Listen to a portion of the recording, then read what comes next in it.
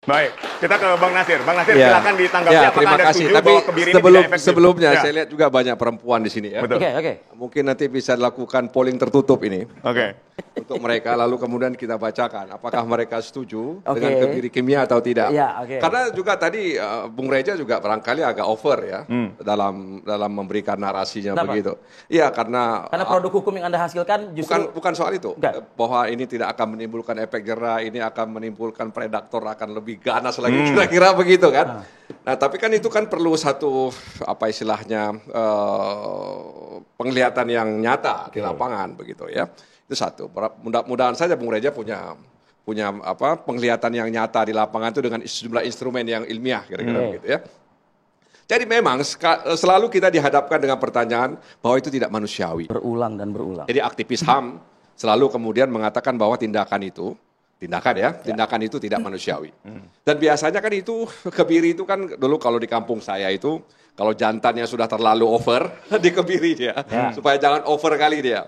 Ya, dia diturunkan hasratnya itu diturunkan dengan kebiri tadi itu. Kambing kah, lembu kah, macam-macam kira-kira begitu.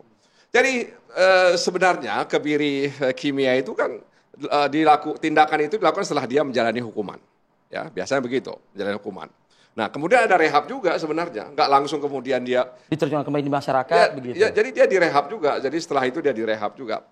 Jadi sebenarnya aktivis-aktivis hak asasi manusia selalu kemudian mempertanyakan dengan pertanyaan bahwa itu tidak manusiawi. Apalagi kemudian tujuan daripada pembinaan itu adalah tidak menderitakan orang dan tidak merendahkan harkat martabat manusia, kan begitu? Ya. Itu kan tujuan pembinaan. Tapi pertanyaannya perbuatan dia itu gimana? Tidak Perbuatan manusiawi dia juga itu, maksudnya. perbuatan pelaku itu, apakah itu tidak merendahkan harkat martabat manusia dan kemudian membuat dia menderita selamanya, begitu loh? Sama-sama tidak manusiawi begitu kan? Masa depannya hancur itu, ya. Bagaimana kalau itu terjadi kepada anak kita, kepada saudara perempuan kita, kepada adik kita dan sebagainya? Jadi sebenarnya dia telah membuat masa depan orang itu menjadi hancur. Jadi karena dia sudah membuat masa depan hancur, dibuatlah si pelakunya juga hancur begitu hak asasinya. Bukan soal hancur atau tidak hancur, itu soal lain. Itu soal lain, ya, itu soal lain. Tapi yang mau kita lihat bahwa perbuatan pelaku ini telah menghancurkan masa depan seorang. Dia trauma, dia membawa beban, dia membawa aib. Dan itu dilakukan dengan cara yang tidak manusiawi, dibius gitu loh ya. Dibius. Jadi seperti dia kemudian menyentubuhi mayat, kira-kira begitu. Kan kira-kira begitu ya. Orang yang dibius itu setengah mayat lah, karena nggak sadar dia. Jadi itu perbuatan manusiawi atau tidak? Itu menderita nggak itu orang? Iya kan? Yang hidup saja kadang menderita, digituin. Apalagi yang begitu, kira-kira begitu. Jadi sebenarnya ketika ada pertanyaan bahwa itu tidak manusiawi, ya itu soal lain. Tidak manusiawi mana? Itu soal lain. Dan oleh karena itu sebenarnya ya tindakan melakukan kebiri kimia itu, ya saya juga sebenarnya nggak mengeneral. Ya memang dalam beberapa komen di dunia maya, ketika saya membaca postingan-postingan itu saya langsung bilang hukum kebiri, saya bilang begitu. Hukum kebiri. Karena saya Kenapa Anda menggunakan diksi hukum kebiri? Kenapa tindakan kebiri? Ya, itu kan soal, ini kan tadi ya, Mas soal Reza tindakan bersama hukum itu kita tidak mau bertengkar di soal itulah ya. Tapi paling tidak memang itu kan dalam Undang-Undang Perlindungan Anak ya. Anak-anak yang memang darurat terhadap pelecehan seksual terhadap anak itu kan sudah sangat luar biasa di Indonesia nih, hampir seluruh provinsi dirambah dengan hal-hal seperti itu. Jadi Bang Reza kayaknya udah semangat banget boleh nih. tidak saya bertanya? Silakan. Tolong dibantu. Ya, Inilah dua sisi. Ya, gitu. kan tadi Mas Rifi mencoba menyimpulkan pandangan Bang Nasir dengan mengatakan karena predator sudah bikin orang menderita, maka masuk akal kalau gantian dia dibikin sengsara. Kurang lebih begitu kan? Ya.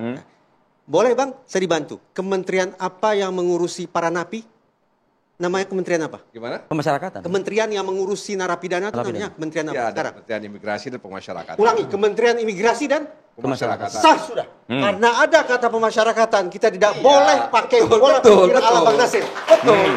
Seorang narapidana Betul. dalam kurung seorang predator pada Jadi akhirnya harus kita betul, makanya saya pikirkan katakan bagaimana dia tadi. kembali ke masyarakat. Makanya saya katakan tadi bahwa tujuan pemidanaan di antaranya itu ya agar dia bisa kembali dan berguna di tengah-tengah masyarakat, kan begitu?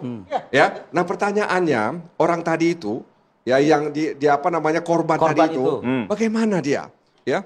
Bang, di Indonesia Jadi tidak ada jangan kemudian kita selalu ya, Kementerian Imigrasi dan Pelihat Lahatan ini tidak ada. makanya saya katakan ya, menurut saya jangan kemudian ya kita kemudian menghadap-hadapkan itu dengan itu. Nah, karenanya ketika ada tindakan Silakan. Masih ada waktu 2 menit. Masih ada waktu 2 menit. seperti Rick Tiju juga. Iya. Jadi tindakan itu sebenarnya kan semacam kekecewaan para aktivis ya melihat situasi ini. Mereka melihat negara kok nggak hadir kira-kira begitu. Misalnya negara nggak hadir, Bang Reza. Negara itu hadir Harus untuk memberikan perlindungan kepada setiap warga negaranya. Dan kemudian warga negara itu korban dan negara pelaku, kan, Bang? membuat kebijakan kriminal kira-kira begitu. Ya. Perlindungan bagi warga negara, saya konkretkan, perlindungan bagi narapidana kekerasan seksual dan perlindungan bagi kita-kita ini hanya bisa dilakukan kalau kita konsekuen dengan nama kementerian yang sudah dibikin sendiri oleh pemerintah, yaitu Kementerian Pemasyarakatan. Jadi harus kembali ke masyarakat. Resep, formula bagi kita agar hidup aman adalah konsekuen.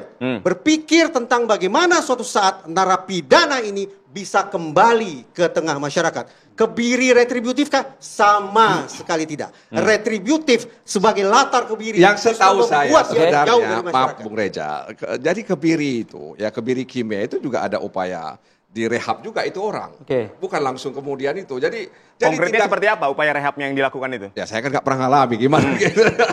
Secara aturan kan harusnya ada kan? Ya makanya seharusnya ada orang seperti ini dibawa di forum ini ya kan. Saya bukan pelaku. Yang penyintas atau gimana lah kira-kira begitu. Jadi sebenarnya saya katakan bahwa ya negara dalam konteks perlindungan itu dia kemudian membuat undang-undang. Dia punya alat negara. Jadi kan asasnya kan begitu bahwa setiap penjatuhan pidana itu harus ada undang-undangnya. Kan begitu. Pertama ada undang-undang tentang hukum pidana kita, kemudian ada undang-undang perlindungan anak dan lain sebagainya. Meskipun tadi kita berdebat soal apakah itu tindakan atau hukum dan lain sebagainya. Ya tapi menurut saya memang ini adalah soal bagaimana memanusiakan manusia.